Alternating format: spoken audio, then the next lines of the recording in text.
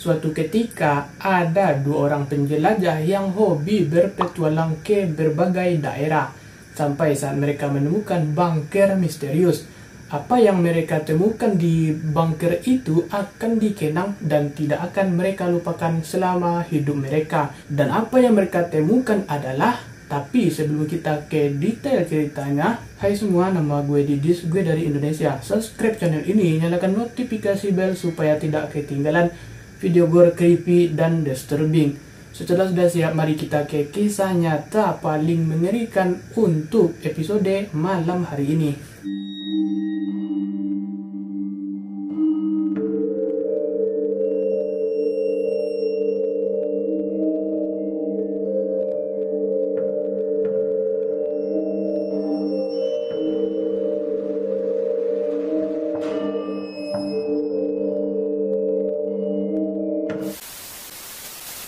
Pada tanggal 19 Juli 2021 di negara Jerman ada dua pemuda yang haus petualangan. Mereka berangkat untuk menjelajahi bunker terbengkalai yang tersembunyi di hutan lebat dekat Iranianburg, 1 jam di utara Berlin. Yang menantang medan berlumpur, mereka memasuki struktur yang membusuk melalui parit yang mengarah ke celah di dinding beton. Mereka menemukan pemandangan mengerikan yang akan menghantui mereka selama sisa hidup mereka. Saat mereka menjelajahi lebih jauh ke dalam bunker, mereka menemukan tubuh wanita yang tak bernyawa, yang dipenuhi luka-luka. Luka-lukanya mengerikan, bukti kekerasan yang dia alami. Lalu polisi diberitahu. Sebagai tanggapannya, polisi pun meluncur ke TKP. Penyelidikan menyeluruh untuk mengungkap kebenaran yang mengerikan di balik pembunuhan brutal ini. Setelah ditelusuri lebih dalam, ternyata korbannya diidentifikasi sebagai Bianca Simon. Dia berusia 26 tahun, seorang ibu dari seorang anak laki-laki yang berusia 5 tahun bernama Gianluca. Jadi pada tanggal 15 Juli 2021, Bianca berencana untuk menghadiri rapat tim dengan bosnya, tetapi dia tidak pernah muncul.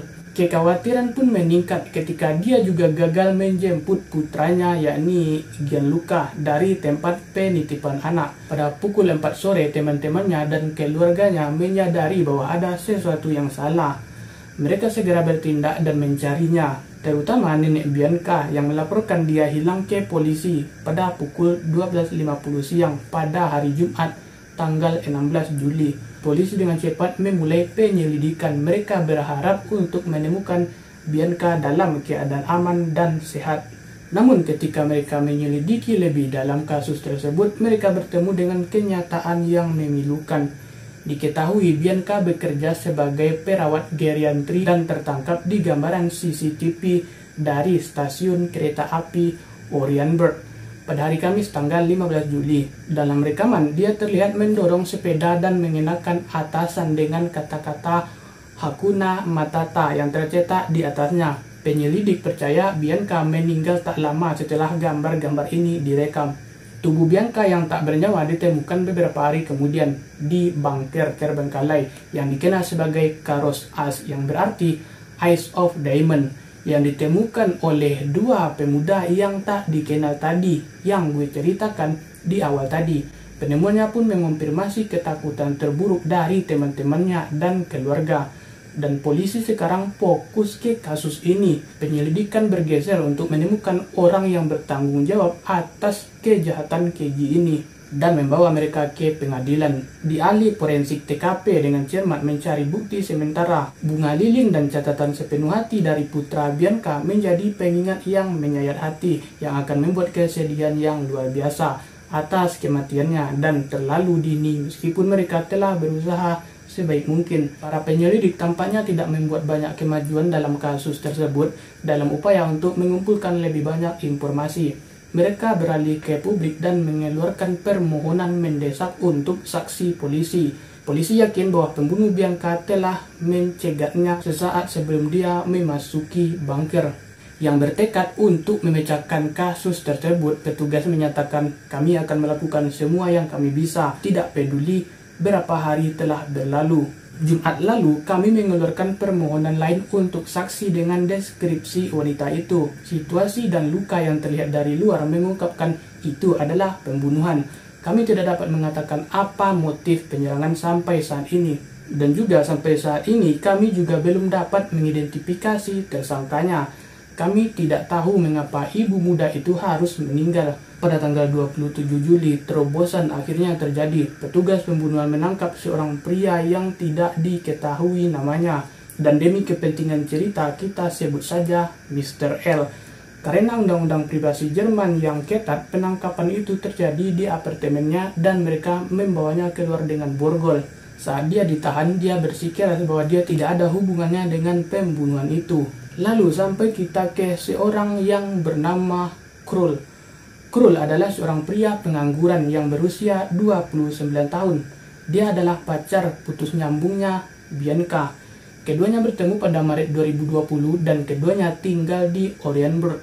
Krul dikenal polisi, tetapi bukan karena kejahatan dan kekerasan. Dia tinggal di sekitar 2 km dari Bianca bersama saudara laki-lakinya dan ibunya yang seorang Sikh. Tetangga menggambarkannya sebagai penyendiri yang senang mendengarkan musik heavy metal. Menariknya, para penyelidik menemukan bahwa Krul dan Bianca sama-sama memiliki hasrat terhadap bunker, terutama bunker tua dan sangat bobrok. Hubungan mereka yang berlangsung selama 15 itu bergejolak, yang ditandai dengan seringnya pertengkaran dan putus nyambung cintanya. Namun mereka hampir selalu berbaikan dan berhubungan kembali. Secara fisik, Bianca tampak dekat dengan Krul, sering melakukan segalanya untuknya, bahkan sampai mengorbankan dirinya sendiri. Di pengadilan, Krul mempertahankan ketidakbersalahannya, tetapi saksi melukiskan gambaran yang berbeda.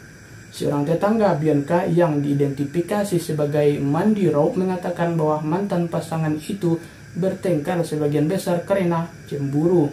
Dia ingat mendengar Krul berteriak saat bertengkar, "Jika aku tidak bisa memilikimu, tidak ada seorang pun yang bisa," yang menambahkan bukti yang semakin banyak terhadap Bianca. Dia berkata bahwa Krul dan Bianca tidak bisa memiliki satu sama lain. Mereka berdua adalah teman baik dan sangat dekat. Bianca juga tidak bisa memilih Krul. Dia hanya bisa mencintainya dan mencintainya lagi. Pengadilan lalu mengungkapkan kepadanya bahwa 2 hari sebelum pembunuhan, Krul terdengar di supermarket mengancam dan mengutip, membuat hidup Bianca menjadi neraka.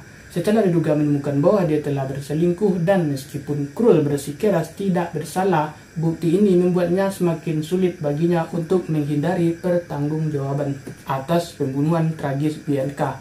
Ibu Bianca mengatakan bahwa perilaku Krul yang bertentangan membuatnya bingung. Dia mengaku memiliki sisi baik dan sisi buruk, yang awalnya dia abaikan karena tidak ada yang menyaksikan sisi gelapnya. Namun dengan pembunuhan tragis putrinya, ini membuatnya percaya bahwa sisi gelapnya telah tertidur menunggu untuk dibangunkan.